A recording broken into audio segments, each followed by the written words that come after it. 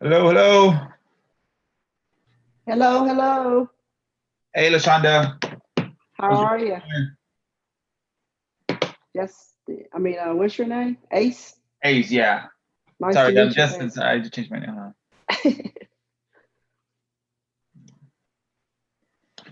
How you been, ma'am? I've been good. Kind of new to the group. Okay. Yeah, I think I met you last week on the live, right? Yeah, that was the first time. Okay. Or How's your real well, estate business? What have you done any deals? Where are you at with that? How was your week? I haven't had a lot of traction this week. I have done deals. They're sporadic, so that's what I'm working on, trying to ramp up my marketing and get some more leads in the pipeline. Okay. What would you think? What would you say is the main reason they're sporadic, your deals? Because I haven't been marketing like I should. Okay. What's your main marketing avenue? I'm doing SMS right now. SMS and ringless voicemail. Okay. Wow. How's that working for you? It's working pretty good. It's starting to kind of slow down on the ringless voicemails though. Oh, really? Yeah. I was gonna ask you, do you first text and then RBM, or first you RBM and then text? How's the strategy? Text and then RVM. Okay. And any specific list or pain point that you just text, or did you just get a blanket list of phone numbers and addresses and do that? I do a little bit of both. I do like absentee and then I do some more, niche lists. So I Okay. do a little bit of all of it, really. No, Okay. no particular failed listings. Okay. Um, Your deals, fire- where are they coming from? The ones you've done.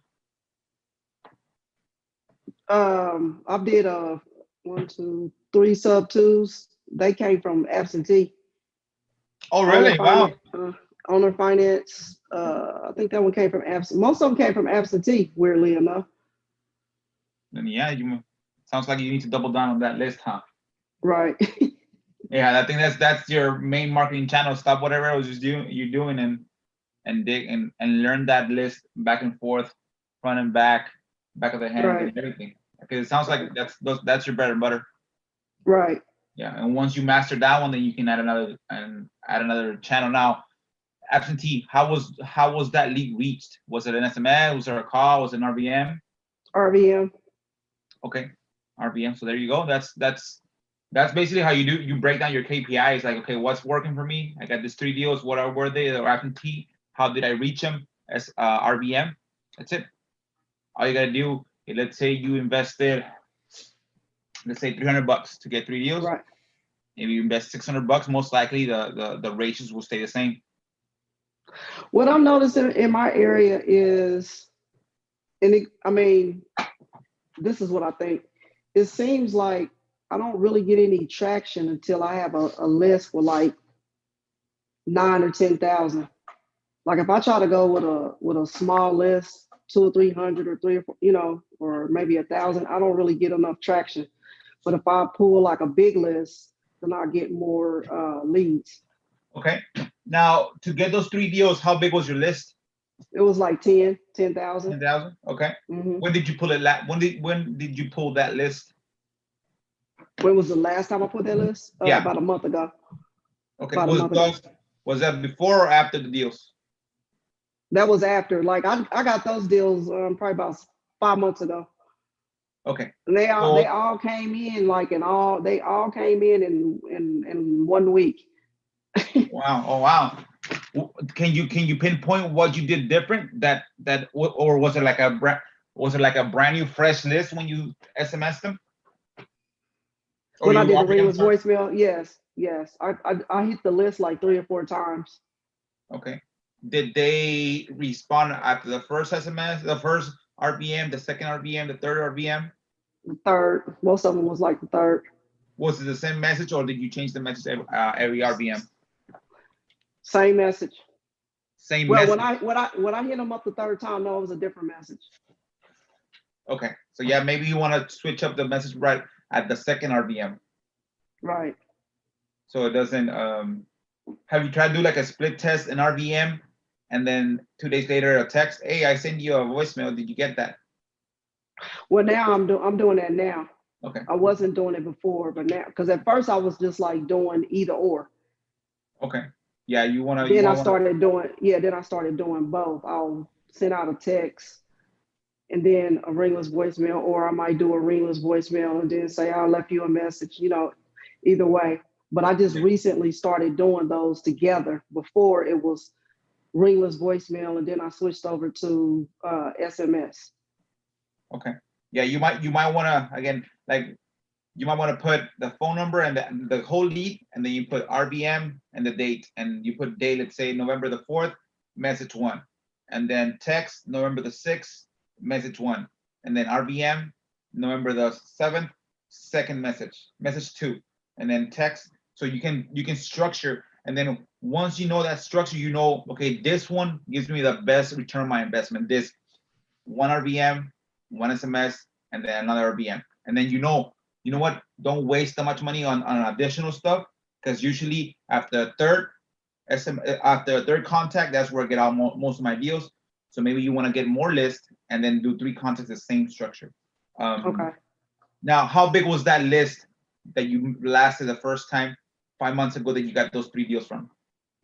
It was 10. That's what That I'm was a saying. It was 10. 10,000. So you Yeah. refreshed it. You got another Yep. 10. Yep. Okay. So usually, did you pull it from like list source, or where did you pull that list from? PropStream. PropStream. Okay. Did I think does PropStream remove only pull the new ones, or just gives you the whole list again, no matter if it's if you already pulled it before? It'll give you like the whole list all over again, and then you can filter to get the new ones if you choose to do that. There you go. There you go. So yeah, it sounds like you're doing good. Again, most lists, once you pull it once, the next time you pull it like 3 months on the road, it'll probably change 20%. 80% of the data is the same. It doesn't. That's why I was asking. So you won't. I don't know if you spend the same. Let's say you spend $1,000 to skip trace the first one. The next one you shouldn't spend 1,000. It should just be maybe like another $200 for those new numbers that are coming up. Right, and that was the mistake that I noticed that I was making, because I thought that when I was repulling the list, I was pulling new leads, but then I realized that I was pulling new leads and old leads. Yeah, usually it's the same list, just updates it a little bit. Right. Yeah, and that's where some marketing goes. Again, if you don't know, you'll spend a lot of marketing, especially skip tracing. Right. So yeah, but yeah, Alexandra, that was good. Again, I think you, again, based on this little 10-minute conversation, you know more or less what you need to do. Be more careful as far as when you pull new lists, that you only skip trace the old ones, the new ones, and make sure Right. you put a template. Okay, this is the lead, the lead, and then RBM1, MSMS1, and then put it on a schedule, so you know exactly where you're at. Because that's the only way you can tell what's working or not, is if you have it on a schedule. Like me, my KPIs are on schedule, my bandit time on schedule, my skip traces are on schedule, the type of list I pull every single week are on schedule. So I know where it comes from. Right. And I know sometimes, let's say, a power of attorney might take a letter and a call. The trustee might take a letter, a call, a drop envelope, and then another RBM. Again, so you know specifically what it needs, each lead type for you to get contact first of all, and then for you to get an actual contract and a lead. Got it. Yeah, sometimes you have to get real granular, and this is something that Rafael Vargas does. Rafael Vargas is again, I think he stepped out of being the CEO of the company of real investors from Florida. He's the top investor. He's the one that trained Carlos Reyes. He trained the guys from Arizona. He trained top guys. He trained Ron Rana from Houston. So the top guys, he's the one that did that. This guy was from Washington and moved to Florida. He trained Esteban Flores is his name. The top guys, he does, and I had a couple of his trainings, and he goes granular like that, even to specific type. When he sends out letters, he knows, okay, this letter with this font and this color of it gives me the best return. And then whatever else doesn't give you a return, then he just dumps it out. I don't want to do that no more. I do that. This is done. This is done. That's what he does. Yeah, it's on a spreadsheet. Yeah, you gotta know exactly where your money's going, and then once you do your round of marketing, then you go back. Okay, what gave me the biggest dollars? Okay, I got a deal from here. Okay, then you break down that lead, and then you see. Let's say you invested $100 per channel as far as marketing channel, but only 2 channels gave you return. The other ones was nothing. Then you cancel the 8 channels, double down on those 2 channels, and then you open up another 5 channels of different type of marketing. Right. And he says the best barrier to entry, if you are going to any market, the best way to go into any market is pull a list, of course, and RVMs and SMS, which is the cheapest way to go into a market because it's super inexpensive to see. And then you see, you know what, this market doesn't work. It's not returning me the amount that I need to be able to be successful. Right. Makes sense. Yeah. This guy's he's a top guy, so he knows his stuff. And now he's doing again. He's leveraging Forex. He's leveraging automation, FBA automation, because he has his footprint in the real estate business already set. He can literally step out, and he doesn't the business doesn't change. What's his name again? Rafael Vargas. Rafael Vargas. Yeah, his mentorship is $25,000 for 6 months, and there's another one for $40,000 for 6 months, level 1 and level 2.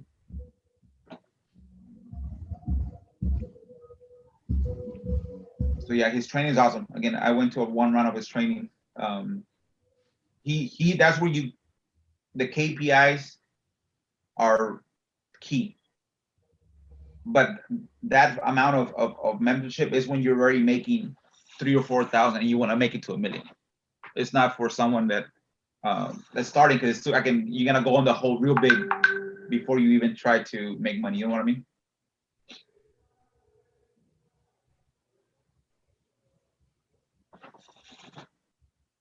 Anybody else, guys? How's everybody doing? I know Mark, Curtis. I just spoke to Curtis. Rick, Jonathan, Vernon, what's up, brother? Victor, Rick. Any successes this week? You, Mac, how's your drive for dollars? Any leads from there? Hey. No, so I had to stop because I got positive for COVID. Oh man, hope everything's good, man. Yeah, so now I'm home now, quarantine, and just in the meantime I'm just making some phone calls now. Okay, there you go. That's good. Yeah. Are you making phone calls to the ones you did skip that you did track? Yeah, that's what I'm about to do. I'm about to follow up with them now. Okay, that's good. I have a service that I know of that, you know how there's a Driving for Dollars app? Mm-hmm. Well, it's expensive because I think it's like $40, I think, to have it. Well, there's a service that I got from USPS Vacant that basically you request the vacants for your area. Let's say you live in Houston. Let me have all the vacant real estate properties. And this guy, what he does, he sends you the vacants. Of course, he only sends you the address. Again, if you want to pay for the names, it's more expensive. But again, with Michael's service, with Michael's service, you can just do with the address. You don't have to have the name. He'll give you a skip trace info. But what's a benefit to me that I see, he includes the Google image of the property. So okay, what you do if you're like right now you're home, you go to the website, you pull the list. It's not expensive. It's real cheap actually. You pull the list, and you will request the Google images. You see the addresses, and you see the list, and you see the link, and you open the link, and it gives you the actual picture of the house, and you see if it's vacant or if it's not. And guess what? The ones you're vacant. Okay, this one's distressed. This one's distressed. This one's distressed. And now you Google those. You double down. You skip trace all of them, but you double down on the ones that you see that are distressed. Because some of the vacants are clean vacants, just the owner lives somewhere else.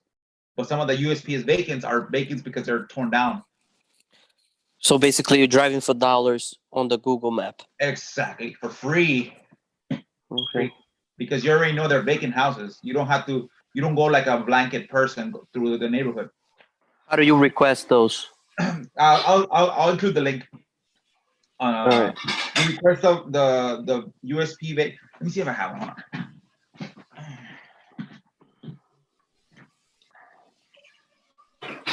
I do. So yeah, again, always one of the things that I know about misfortunes and side steps, it creates opportunities. Like the guy with the post-it, the post-its, the little sticky. Remember, he wasn't even looking for that. He was looking for something else, and he created the post-it, the little gum, the little glue that keeps on getting, it doesn't get wasted. Anybody else, guys? Any questions?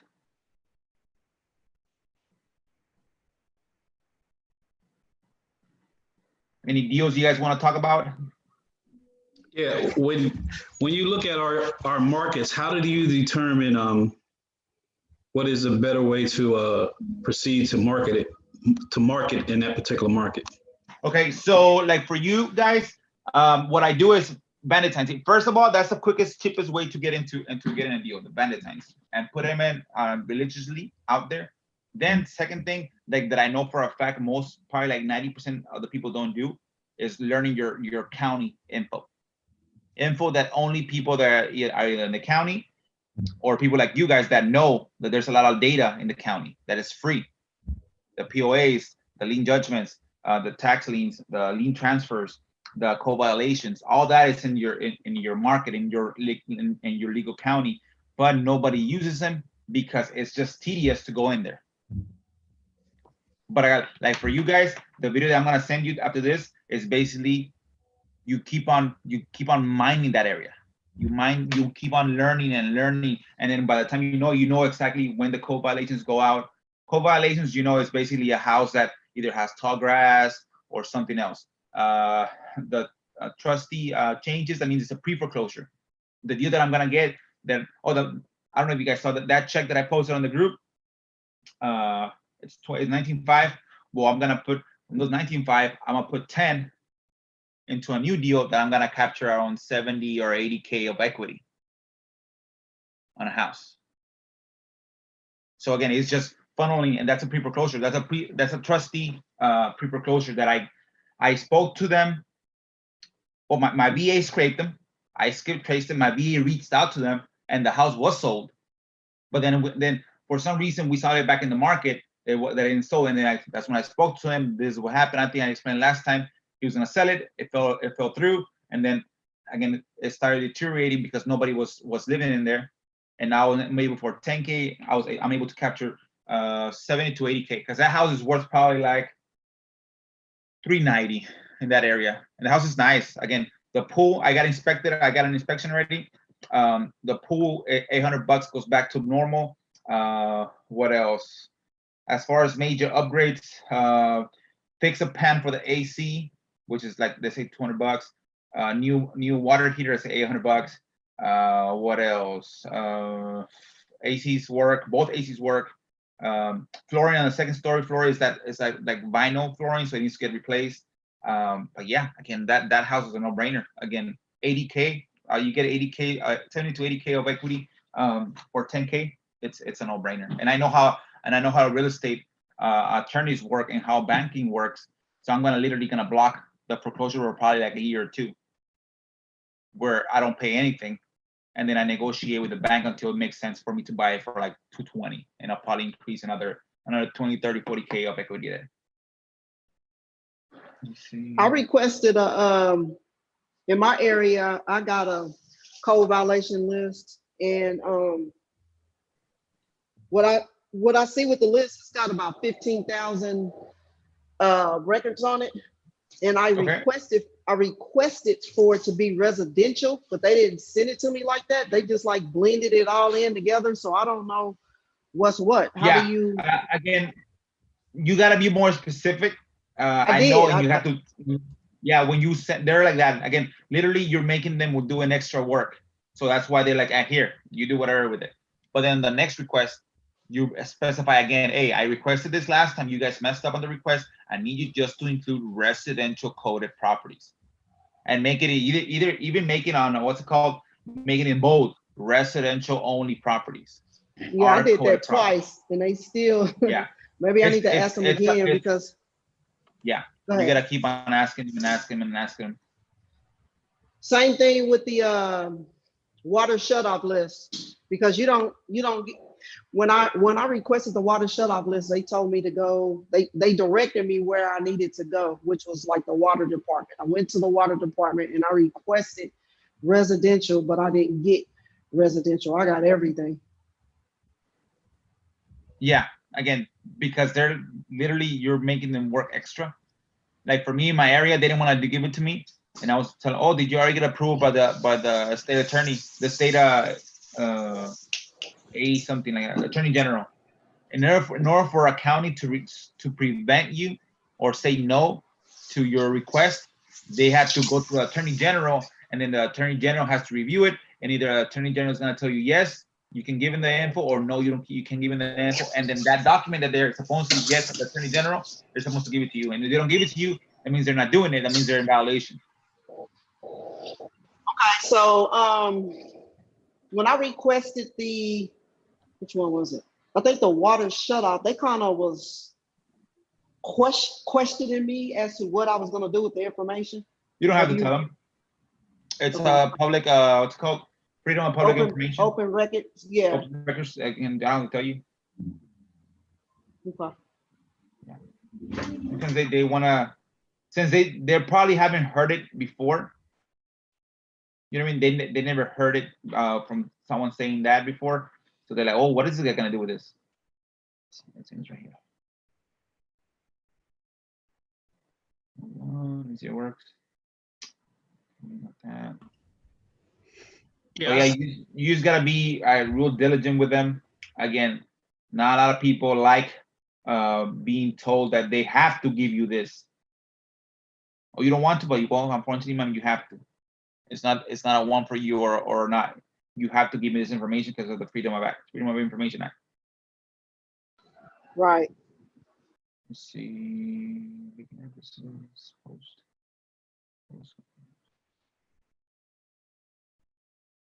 And like this morning, I have a deal for 12K that should have closed today, but I spoke to a local real estate owner. He owns a lot of properties, and again, I'm a lender, so every time that somebody lends you on a property, right, you go whatever, you pay your note on a monthly basis. Once it gets paid off, it's the duty of the lien holder to release the lien.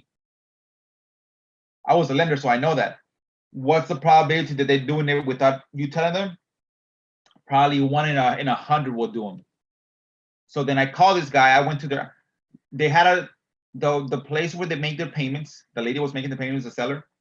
It's closed. So I couldn't find a way of where this guy's office was, because they only had a phone number. The phone number was disconnected, and they had a PO box to mail the payments. So I used Oprah Incorporates. I found him. I went to his CPA, what's it called, office.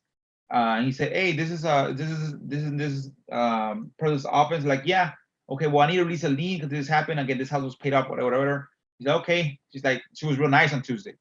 She's like, yeah, just go ahead and send me exactly what you need in an email, and then I'll make sure that he gets it. Perfect. So I do that. I don't get anything. I don't get anything back. Monday went by, well, Tuesday went by, Thursday went by, Wednesday went by, Thursday went by. Yesterday I went by there. And she's now, no, I can't give you any information. If you want any information, you have to, the person that has the lien on it has to request it. So then I have the lady call them, and didn't want to give her any info. They're like, no, he's not available. You need to mail us a request. Like, where to who? Like, I don't even know where to mail it to. So I called them. I called their lady, the sellers, like, hey, what's going on with this? With this person is real rude. You know, so this lady was rude, was real nice the first time. When I went back the second time, she said that she has spoke to the owner of this LLC company, and he said, no, we need the owner of the house to call us. So then the owner of the house calls, and then like, no, you have to do a request by mail to the PO box, which is BS. So I was like, let me search this guy. So I was able to what's it called, to search the address, and I called him, he didn't answer, and then I called him again, and he answered me. Now in Texas, it's a one-party authorization, one-party request, so I can record calls just one party without telling the second party. And this is what you guys ready for? Apologies for that. But yeah, we do need to release a lien. What mailing address do I send it to? Put it in the mail slot at my office if you want to. I'll take care of it when I fucking get. Okay. So is that the PO box there? You've already been to my fucking office. Yeah, there's no reason for you to get upset. I'm just trying to get this thing processed as soon as possible. You know, I don't give a fuck what you think. Okay. I'm telling you, if you put it in the mail slot in the door of my office, I'll take care of it when I can. But I'm not going to be in any fucking hurry. Okay. The thing that we need to get resolved, this should have been done a while ago. I don't give a shit. Y'all should have done it a long time ago. It ain't my problem. What is the responsibility of the lien holder to release liens after they're paid off? No, it is not. Absolutely not. I don't know where the fuck you got that idea. I used to be a lender for 10 years. Well, fuck you. Do what I'm saying, or just, goodbye. Okay, let me go ahead and mail it to you. So that's what I gotta go deal with now. He was very polite. He was very polite, right? But I kept my composure. Again, hey, you need to get it done. I used to be a lender. It's your responsibility. You borrow money. I borrow money from you. You put it in on my property. Now I paid it off. Now it's your responsibility for you to release it. So that happened. So again, it's just a matter of, again, that's a toll case. It should have closed already early this week. But now I already prepared to release a lien, and now I have to go and send it to them so they can fix it. I don't know how long it's gonna take. And now the lady calls me that she needs money in advance, so I got to do another document so that I can give her the money and I don't be in the middle with nothing. You know what I mean? So it's craziness, but again, you just got to roll with the punches, know what you're doing, know how to search this guy. He was surprised. Well, I started recording later on, but he's like, who the fuck gave you this number? He's like, well, I just did a quick Google search. Is this Mr. X and X? Yes, okay. Then it's you then. So let me show you what I got right here.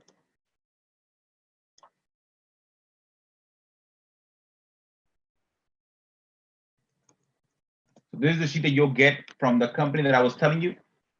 Let me share this.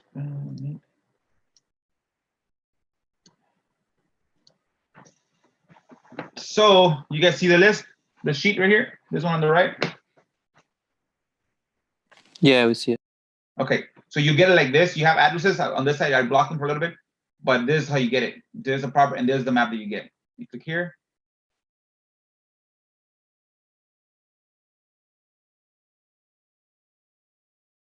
There you go. You see the house, and you literally drive. Now these are all vacant USPA vacant properties. You see, and this one looks vacant, right? So this again, and you get them from all. Like this is expensive. Like if someone will do it manually, hey, give me all the Google Maps. This guy, I don't know what he has. He has like a software. He does them like that automatically. and he like you, Mac, that you're home, you can literally, hey, give me all the vacants, and then you go literally drive. Well, that's not doesn't, it looks a little bit distressed, but it doesn't look vacant. So guess what you do here on this side? Put there distressed, or most mark abandoned. Hey Ace, how recent are the photos? Because sometimes at Google, Again, it's Google Maps. yeah, It's Google Maps. Okay. It Okay. depends on Google Maps. If Google Maps, I think from 3 to 5 years old, depending on the area. Because if it's a rural, if it's an urban area, like that, there's a lot of movement. They'll do the videos, the Google Maps more often than if it's like out there in the boonies. They'll do it once every 10 years. You know what I mean? But again, if you don't have time to drive for dollars, how long would it take you to do 10 of these? You know what, Ace, I don't have time to go drive for dollars. Okay, do you have 3 hours at midnight? Yeah, from 12 to 3, yeah. Then just sit down and literally go through all these maps. And the ones that are really bad, you call, you SMS, you send them a letter, because you know they're vacant. They look vacant. Let's open another one. How much was the? Go ahead. How much was the list, Ace? It was expensive. It wasn't expensive. Let me give you let me pull it up. So you saying have them to pull the list for you, and then either you drive by them, which I wouldn't probably do. I will probably just drive online and look at them and see which ones are really vacant. Right. You see this website? You see the website? I'm driving, but I can't. Oh, I mean, I can see it, but I can't see that. Okay, I so see here, it. I see it. You go right here, search. Okay, let me tell you how expensive. It's not expensive. Display results. Let's say no result. No. Let's go to Texas. Let's go by county. And let's do Harris. Harris is a top county in Texas.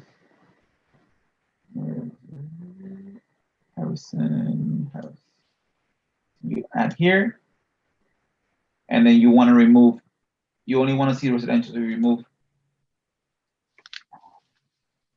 Okay, right. You see exclude commercial and business addresses, yes. Exclude residential, no. Exclude addresses of unit value, so they have like units on it. So you remove that. So you're left with, let me see, 15,000. Let me see, residential. Okay, let's continue.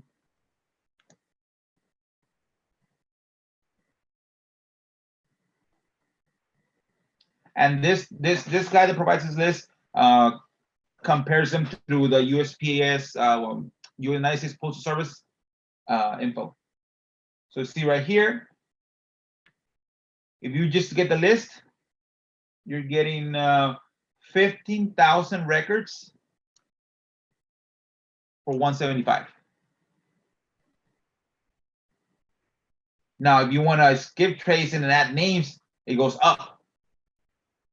But Michael's software doesn't need the names. I don't need the names. So then you go right here, add to cart. Let me see. I remember. I got them long time ago.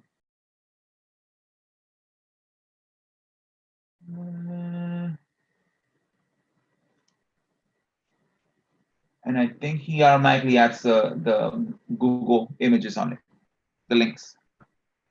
So again, if you really literally, you can even do your daughter, like how easy can you teach your daughter? Hey, for every one that you find me that's vacant from this list, I'll give you $1. Well, no, not $1, maybe 25 cents. Then if he finds you 100, you give her 25 bucks, and she literally did the work for you. How hard is to teach somebody to, hey, so you go here, and everyone that you see that looks like ugly, as far as like broken windows and it looks like nobody lives there, like tall grass. Okay, this is gone. Like literally they removed the house from here. And you see a sign? This sign means there's a tax issue. So literally there was a house there. So for anybody that has kids here, leverage them out. You got one right here. Let me see.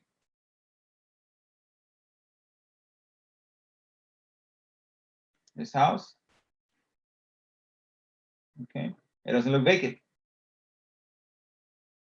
Okay, and then you literally pay somebody. Hey, look for all the vacants in this address. So I thought they were all vacant. Well, But some, they're USPS vacant, which means they have a different mailing address than the actual physical address.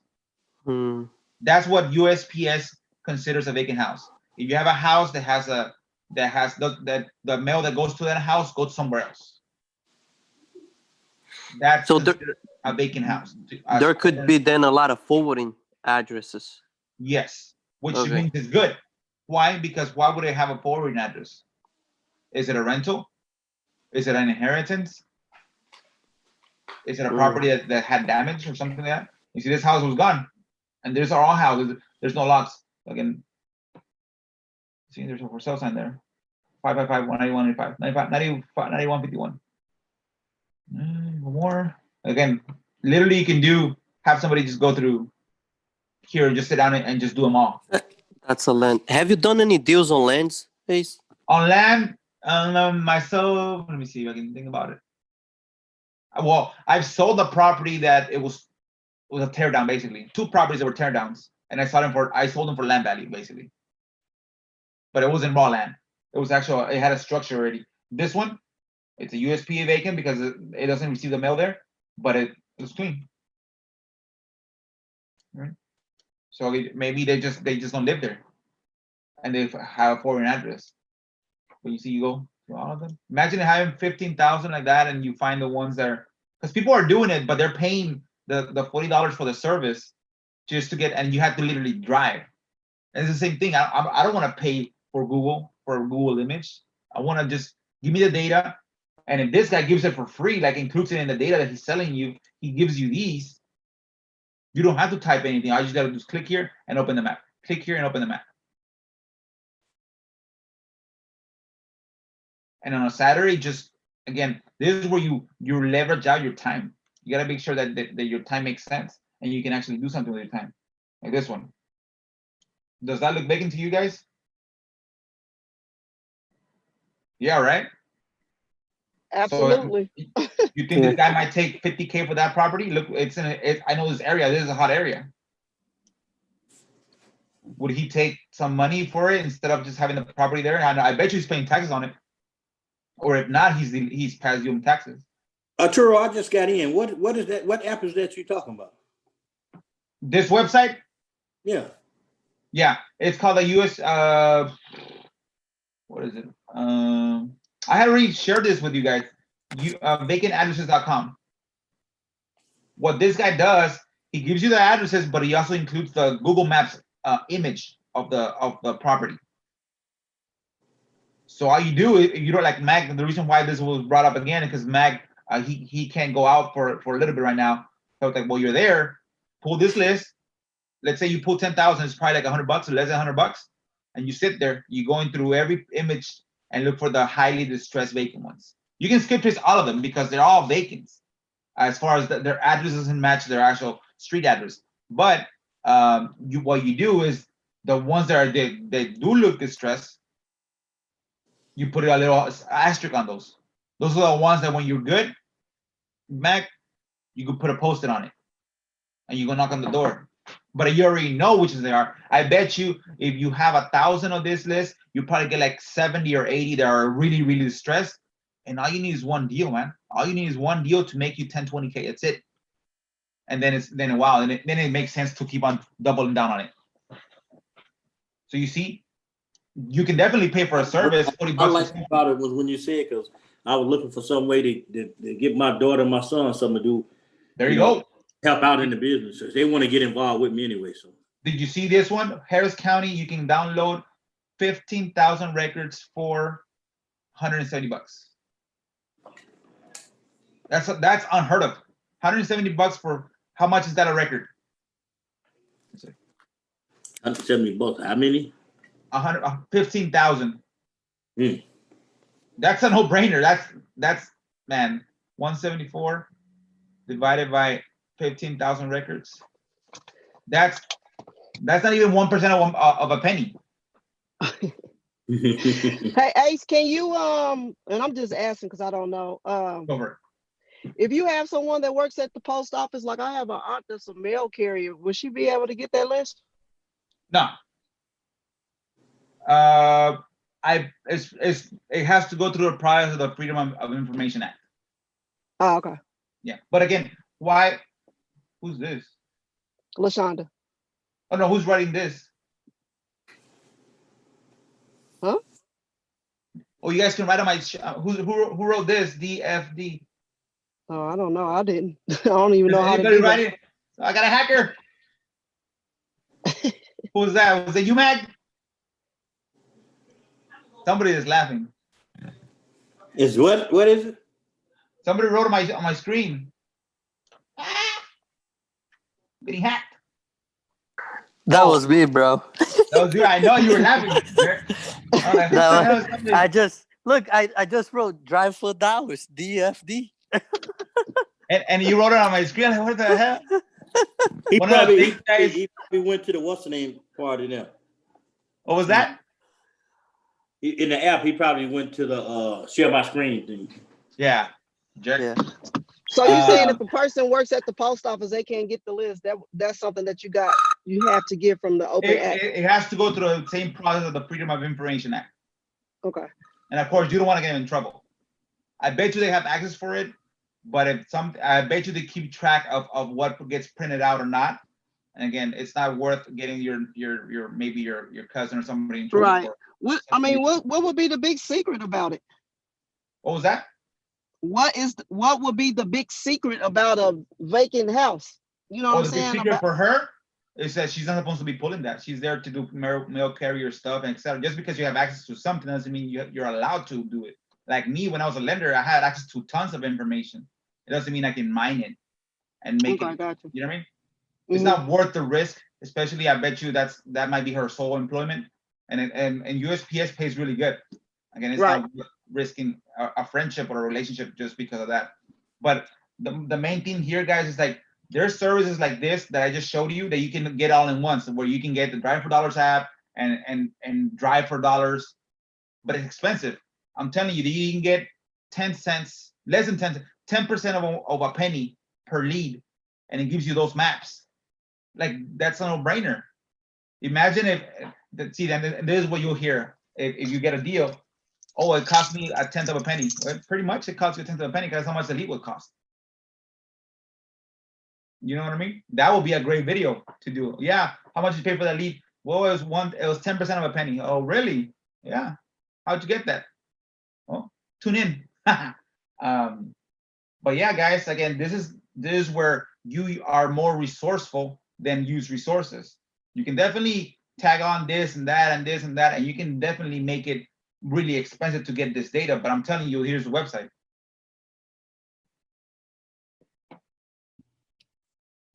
Ace, hi, my name's Michelle. It's nice to meet you. And thank you. Likewise, Michelle. For the information. It's really interesting. I have a specific question about multifamily, and I was wondering if you could speak about any ideas you have on it. Currently, I pay for Sherpa and Reonomy and CoreLogic, and I get my list from CoreLogic, and then I get a lot of information from Reonomy. And I am only looking for commercial and multifamily properties only. I don't do any single family at all. Okay. Can you give me any tips or hints or anything that you think I should be thinking about for doing this type of thing just for that type of asset class? Okay. What I would do, again, I don't know. I've heard CoreLogic. I think that was one of the data that we had when I was a lender. What I would do, which I know top guys got, like Ron Rana from Houston, top wholesaler from Houston, he holds a lot of multifamilies. So what these guys do, they only use list source, and you pull commercial. I think either multifamily 104 or more, and you search for LLCs. Mm-hmm. Anything, most commercial units are LLC recorded. They don't buy them in their own name, rarely. Mm-hmm. And then you just do that, do double that, and then for that, unfortunately, you won't get that many per one city. You probably get like 4. That's why you go statewide or nationwide. I don't know what market you're in, but that's where, again, Ron Rana does that. this guy Ralph Vargas, I just mentioned him. He also does. He actually got a deal here locally in my area. I think it was like a 20-unit apartment. But all you do is search for useless sources, cheap. I don't know. You can pay. I think yellowletters.com. You pay a membership and you get 3 cents per lead. Or if you know anybody that has a 3 cents per lead membership, you can just pull all those and search for that. And if they remove the option to search for LLCs, you still get the search for multi-units and your price range. Let's say I want a multi-unit that the least the value is more than 100K, that it's not just like a regular house. And then you search all the county or all the state, and then you sort them by LLCs, and you skip trace all the LLCs. Mm-hmm. Yeah. And again, that I will skip trace all the LLCs because I use Oprah Incorporates. I don't know if you know who Oprah Incorporates is. Mm-hmm. Have you used them before? No, I haven't. It's so hard to skip trace LLCs. Like I only get accurate data for a phone number maybe a third of the time when I skip trace LLCs. And I know that they have some good information, but I really need it to be bulk. Yeah. So I think, if I'm not mistaken, Michael's software does skip trace LLCs. There's some softwares out there, new providers that actually do skip trace LLCs. So if it makes sense, you might want to try that. Usually most LLCs, they have a PO box. The website I'm telling you is this one, Oprah Incorporates. Let me share it. You guys see this website? Yeah. So here you just search for an LLC and it gives you, like, this is where I found the person that let me see who else. Let's see, Big Money. I see someone recorded that Big Money LLC. I'm pretty sure somebody has it. You see, Big Money Apparel, Big Money Investments. So if you have an LLC, you click right here. It gives you pretty much a lot of information. It gives you their address. Again, if it's valuable for you, Michelle, then you pay a VA. You sort the big list that you get from the list source. You pick the markets you want to go into, and you get a lady from Fiverr or a guy from Fiverr. Mm-hmm. And say, I want you to go to Fiverr, and I want you to go to the website, and I want you to get all this agent addresses information here. This and the director. Mm-hmm. And put it in a workable sheet. And then you go, maybe and overnight she gives you the whole data of 1,000 leads, and then you skip trace those leads themselves. And then the call is, hey, yeah, you guys are Big Money LLC. Yeah, there's a property. I think it's a multi-unit. I don't know. I'm not sure. I'm not from that market. But one of my investor friends wanted to invest in multi-units. Are you guys interested in maybe getting a cash offer for that multi-unit there, or probably not? Mm-hmm. And you see how you get list source, you get your LLC's formation, you trickle down even more for just the specific areas that you want to buy in, and then you have somebody from Fiverr giving this website's for free. And then what I do is just to record a little video. Hey, I want you to go right here, you type in the name, make sure it's the LLC that's incorporated in that state, because there's a lot of them that might be the same, close to the same name. And I want you to get the addresses and the directory. I bet you're gonna find either his main phone number or an office phone number or something like that. And there's tons of information here. Some of them actually give you the phone number. Let me see if I can pull up another one.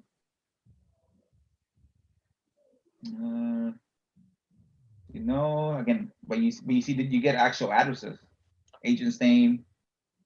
Let's see. So yeah, again, that's what I'll do if I was searching for multi-units. Now, the good thing about that is because it's taking you 3 or 4 extra steps to get an actual number. So that means most investors will stop at the step 2 or 3. That's too much work.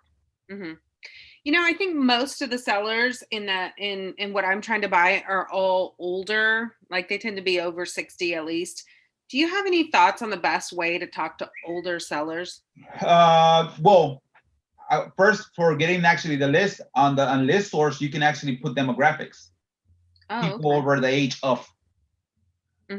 So that means that'll be good. And as far as talking to them, how the conversation goes, or something like that. Yeah, just like, do you have any tips for talking to much older sellers? Well, yeah, it's kind of what I'll do is let's say they answer the call and you have a property on this address, et cetera, et cetera. Yeah. You know what, Mr. X, I've been having a lot of issues with my tenants. I have another property down the road, multi-units. you have any specific attorneys that you work for vacating these people? Because man, this tenant sometimes just made me nightmares. Sometimes they just make me want to just sell the property. Do you recommend me any investors out there? Any real estate attorneys that can make these evictions and to go much faster? What you're doing there, you're planting things that they know for a fact they're going through, evictions. Hey, or the call, you know what? Actually, now you're being so nice to me. Do you know any maybe any what's it called, good roofers here? Because my property is old. Let's say you know the property is 20 years old, right? So when we call it, yeah, do you have any chance of do you know any roofers in the area? Because I have a multi-unit in the area, and my roof it's already in its last leg. Do you have any? Because I know it's gonna be a big expense, and I don't have. I didn't separate money for that expense, and I know it's gonna be at least 30K. I'm just trying to see, calling other people that are multi-unit investors in the area. Maybe they have a good deal somewhere else. Because man, it's gonna kill me when I get the roof done. Because you know that you're literally pointing the pain points that I know, you know for a fact they have. For maintenance, dealing with evictions. You know, I have never looked for eviction lists, but that might be a real good source of potential sellers right there. Who has evictions going on, and who are the owners of those properties? Yep. And like for evictions, all you gotta do is again, that's something that you have to go. Some states might have it online. My area doesn't. So you literally have to go to each precinct where the judges issues evictions, and you got to do a public information request per each precinct physically. But there might be some other more smarter, more tech advanced counties that are all digital, and then maybe you can email them a public information request. Hey, I need the evictions list for the last 2 months. Yeah, that's a good idea. I've never gone after evictions and then skip trace the sellers, or I mean the owners of those properties, and tried to contact them. But I like that idea. Yeah, and like the conversation, it just goes like that, because you know they have pain points that they're dealing with. Either most investors, they don't put aside cap expenditures. They don't put aside cap expenditures for the roof, for the AC units, for the appliances, or for etc. stuff. Major things. And guess what happens? Roofs only last you, let's say they last you 20 years. Let's say they're owners for 19 years. They're coming up on the 20th year. And you know for a fact, maybe when you Google map it, you see, oh, man, that roof looks old. And when you call them, hey, you know what? I'm a local investor. Make sure you know an address. Yeah, one of my investor friends has a 6-unit apartment here. He's asking me to call people here in the area to see if they know of a good roofer, because I know he's gonna go into having to replace his roof. And this guy, wasn't smart. He wasn't the sharpest shed in the sharpest knife in the shed, and he didn't save up for this investment of the roof. And now he's gonna pay 20-30K, and that's gonna hurt him. But what's it called? You create the pain points that you know for a fact they have.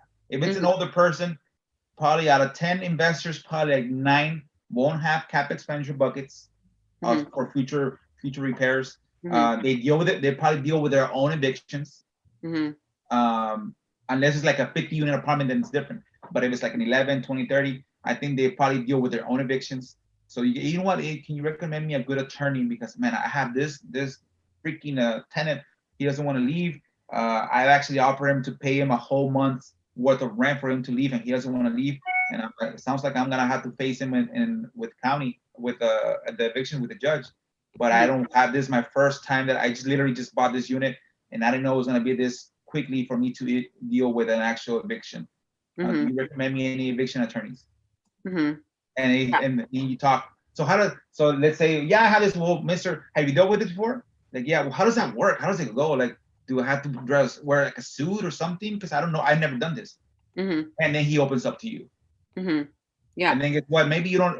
If he doesn't, you can ask him. Oh, you don't, man. It sounds like after 1 or 2 evictions, you might want to just get rid of the property because it's a big hassle.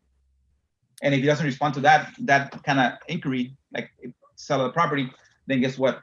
2 months in the row, you might want to call him again. Hey, thank you for that, attorney. Hey, well, you know what? My partner is actually crazy enough to try to invest, and you were so nice to me. Next time, I wanted to call you and offer that we are open to buy more properties in case you ever want to have any interest in selling.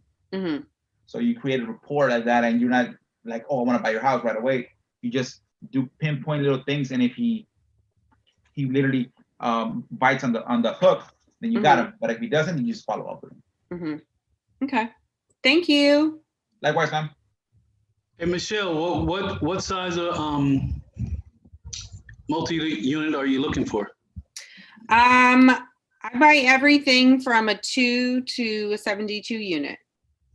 Okay, they have a service that the commercial brokers use. I don't think you have to be a broker for it. It's a little bit on the expensive side, but it's called CoStar. And it gives you what the property sold for, when they sold, like a historical data on commercial real estate, basically around the country. Yeah, CoStar and LoopNet is a great resource, and we do use it a lot for sure. Okay, yeah. But yeah, again, hey, there's a bunch of ways to hit them. Again, I don't know if you can even drive for dollars in that specific area as far as for those. But yeah, those are big money though. Those are big money. Are you looking to hold them, or are you looking to do what's called improvement and then resell them at the higher value, or are you looking to wholesale? What's your strategy with that? I personally am, I own about 46 multifamily units here in Kansas City, but I'm a multifamily broker. So most of what I'm trying to contact these sellers is so that I can list their property or bring it to my exclusive list of investors who will make offers before it goes on the market. Okay, smart. But yeah, there's right now there's a lot of people renting, so I don't think that specific niche will ever die. Again, there's people renting. There's people that want to have properties. They want to move their money into something more tangible instead of just having like in stocks and stuff that you can't really see. Yeah. I have great luck with it. So I don't know, like, is this a good place? Can I walk through a deal that I've done? Yeah, definitely. I'm gonna learn from this. Are you, I don't want to take over any conversation, but No, go for it. I'll walk through a deal. So about 18 months ago, I found a 16-unit apartment complex, just on the MLS. And so I made an offer on it, and I had to take it at list price because there were several people bidding on it. And I got it for 1.235. And then I shaved off a little because I represented myself on it. So I took the buyer's agent commission. So I ended up actually coming in at just right under 1.3. It was like 1.286. And the rents were about $850 each. And I went through and I did a cosmetic rehab. I put down LVT and paint, and redid the lighting fixtures and the doorknobs, and put down a new appliance in 5 of the units. And I got the rent up, and I proved it I raised the rents to $1,350 in those units that I have rehabbed. And so now I just had the bank come in. So 18 months later, I had the bank come back and get a new appraisal on it. And it came back at right at $2 million. Yeah. So I have an offer coming in right now for 2. So I paid for the rehab out of cash flow from the rents during that 18 months. And didn't take a penny off of it. I just put everything back into the property. But so I'll go ahead and sell for 2, and then I'll be able to take that difference of about $700 and pay off the original portion that I had put in, and I had originally invested like, I think it was $275. I'll be able to pay that off and then either take that money and roll it into a different property or put it towards marketing. Yeah, no, that deal is great. But let me ask you this. How soon after, let's say you buy it in January, how soon after that you do the value add, can you bring the bank to reappraise it and give you a higher appraisal after you increase the rents and everything? They call that a seasoning period is what a lender calls that. And generally it's a year. Okay, a year minimum. Okay. Yeah. That's good. Yeah, definitely. And again, looking at those numbers, now, let me ask you this. Do lenders care where the properties are at? Or they only care that it's renting and it's being cash flowing, and you can prove with the financials that it's been renting for the last year at the rent that you're telling them there's no missed rents. It's just in a place that nobody will give a penny for, but it's renting. Yeah, they do an appraisal, at the end, obviously, and the appraiser would, note if it was like, in a flood zone or something bad like that. But for the most part, if you can show that it's renting and you can prove that you have leases, like I had to show all the leases to the bank, then they're completely fine with it. Because you said it was a 16 unit apartment? 16. Because our rents are kind of similar in our area. Okay, what area are you in? South Texas, in Texas area. But we probably, I had an apartment complex that we could have gotten for like 35 a unit. Mm-hmm. That was probably, I think it was like 11 units. Mm-hmm. So, and it was renting at the same rate, but you see how yours was valued at 1.3, mm-hmm. and mine was valued at what, 400,000. Mm-hmm. But even with the same rents, who gave that value to the seller? Was that an appraisal value? Was that a broker value? Who gave her that value? That's again, because again, 30K per unit to like yours, you bought it at 81K per unit. Mm-hmm. And there's 50K difference. Mm-hmm. So the value is done on a cap rate. So it looks at what's called the NOI, the net operating income. So when I originally bought it, it was valued at 1.3 because the rents were $850. And when you take out the taxes, the insurance, and the maintenance, the cap rate was at about a 7. It was about 7.5% cap rate at those rents. So when you prove the concept and raise the rents like I did on 5 units, then they go ahead and say there's opportunity here. These rents should be $1,350, and at $1,350 at a 7.5 cap, this is a $2 million property. Yeah. And now those cap rates, are they set by the city or by the county?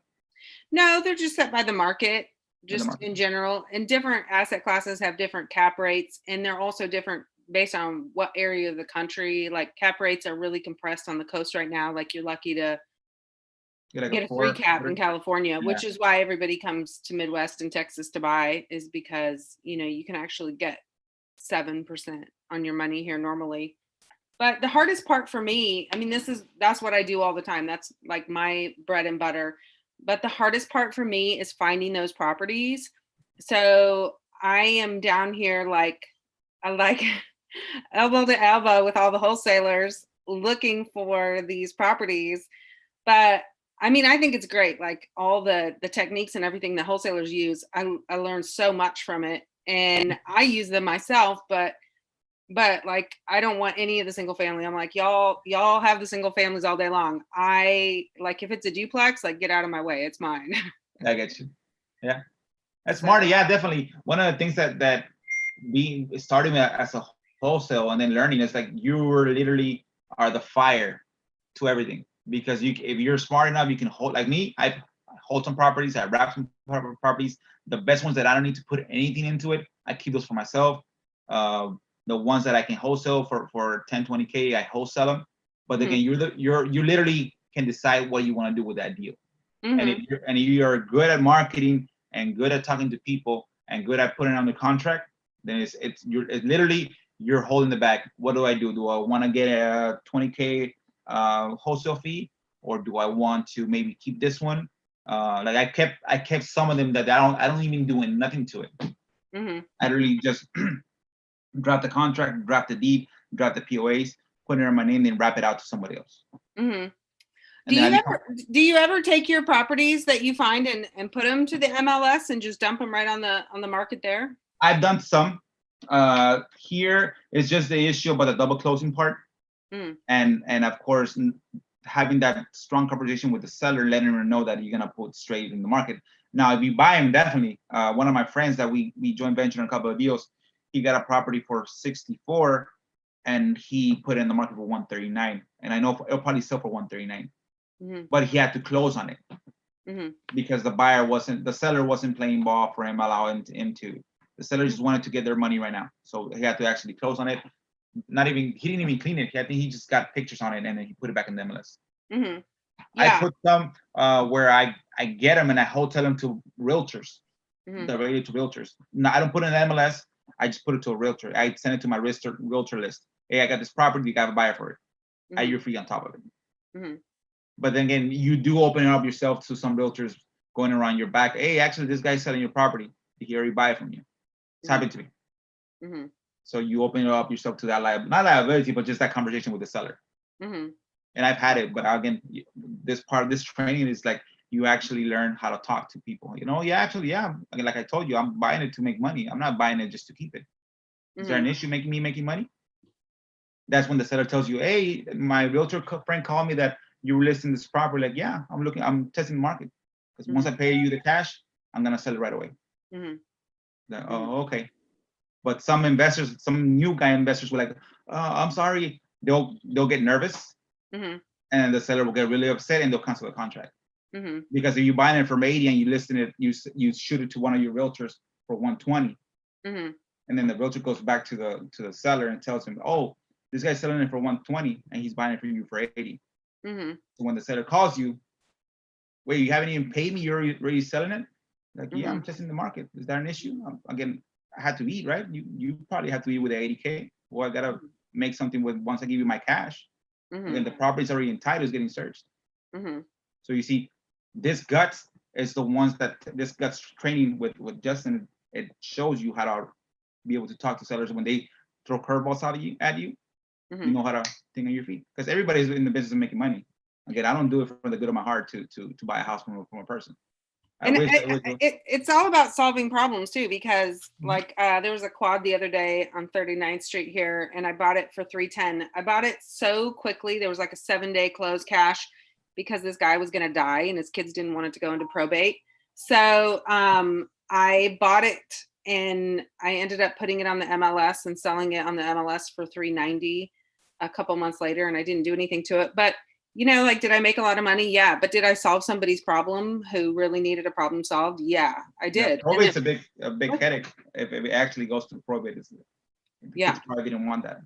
Yeah, and one thing that I really do, I don't know if this is a good tip for you guys in single family world, but what I always do this is whatever seller I am dealing with, like for those people and their kids, I go look all the other stuff that they own. So I pull all the other properties in either their LLC name or their personal name. And then my next question is, well, hey, I see you have that triplex over there on 42nd. What are you doing with that one? There we go. Yeah. So checking out everything that they own. If they're selling one property, they're probably selling them all. Yeah. Yeah, that's good. That's good to cross market everything. Well, we do buy other properties. I know you have another one. Yeah, you bring it up. Yeah. No. Great to have you, Michelle. Again, that's great. Again, I've never closed a multi-unit. That is one of my goals to get. I am dealing with a 117 deal unit mobile home park. Oh, nice. Yeah, so that's the retirement money that I'm negotiating towards it. But yeah, that's smart the way you do it. Again, I've never done it, so now that I know you, I'll probably leverage you to get something done. Anytime. Like I tell the guys here, I leverage everybody. Again, I'll leverage you like crazy if I can. Well, nice to meet you guys, and thank you for letting me pop in on your session. Definitely, ma'am. Nice to meet you again. Again, anybody other questions, guys, before we go? I know we passed the hour. No questions? Well, let's go, guys. Let's have a nice weekend. Let's enjoy the rest Saturday and Sunday, and let's start Monday, guys. Remember, Monday, Midnight Mentor, we have it also at 12 Central Time. See you guys.